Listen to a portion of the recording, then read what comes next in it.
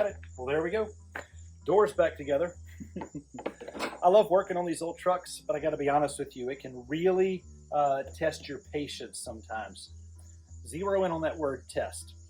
This past week, as I was studying for the message, I ran across some clickbait on the internet.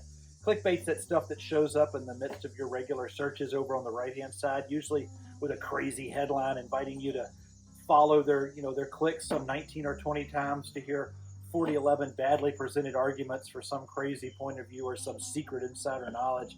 Look, I didn't fall for the clickbait this time, but here's what the headline was. It said, God sent COVID-19 as a test. No, brothers and sisters, God didn't send COVID-19 or all the racial tension that we're experiencing in our nation right now as a test.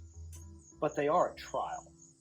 And the fact of the matter is, this is a trial we're facing largely because of our global trade and travel culture based squarely in consumerism and our nation's long history of racial segregation and inequality. Understand that what we're receiving right now is kind of the due penalties for our sin as a nation. It isn't that God has somehow decided that he's going to punish us or test us. It's that this is the natural consequence of failing to do things the way God designed it. So, yeah, it's a trial, but it's not a test.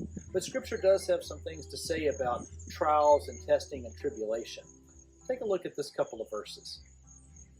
The first one comes from James chapter 1, verse 13. It says, "No one undergoing a trial should say, 'I'm being tempted by God,' since God is not tempted by evil, and he himself doesn't tempt anyone."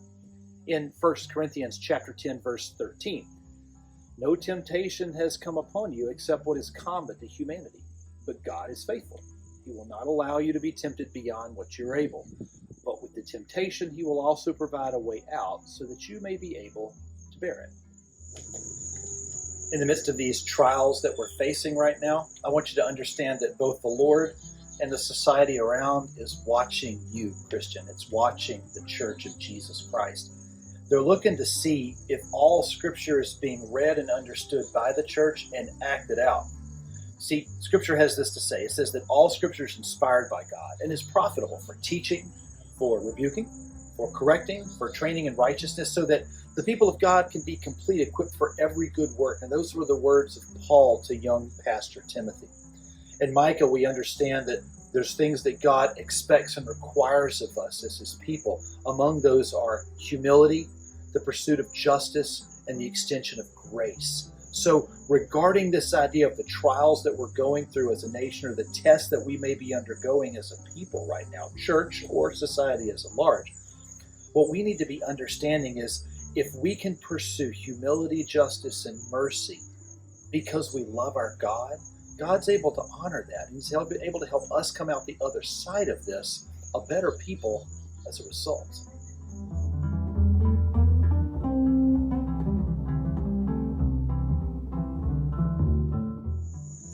Okay, so let's agree.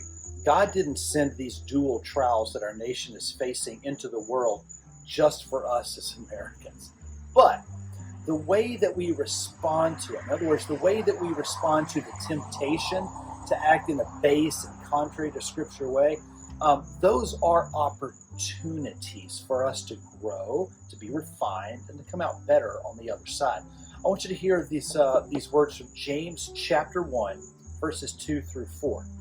It says, "Count it all joy, my brothers, when you meet trials of various kinds. For you know that the testing of your faith produces steadfastness. And let steadfastness have its full effect, that you may be perfect and complete, lacking in nothing." Romans 5, 3 through 4 says, "More than that, we rejoice in our sufferings, knowing that suffering produces endurance, and endurance produces character, and character produces hope." Trials and tribulations, they're always going to come our way because we live in a fallen world. It's a world that's corrupted by sin and sinful people. So all people are going to face the same challenges and trials right now alike.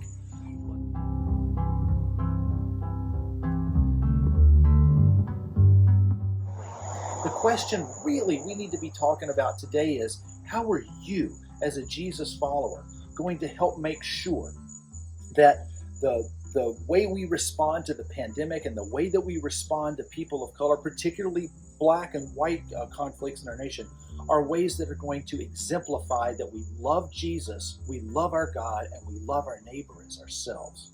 So we're going to engage a couple questions here for your group this week, or for you as an individual. Take a look at your screen, and let's kind of engage the first and then the second.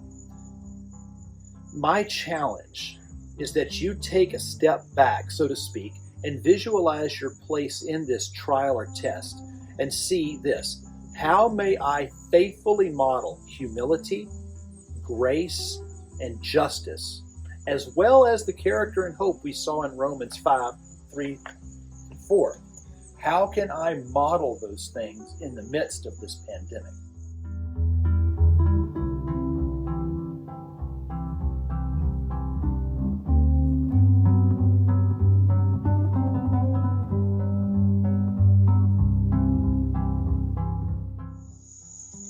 The second question I want you to engage goes like this. Do I have a part in the things that are going wrong today?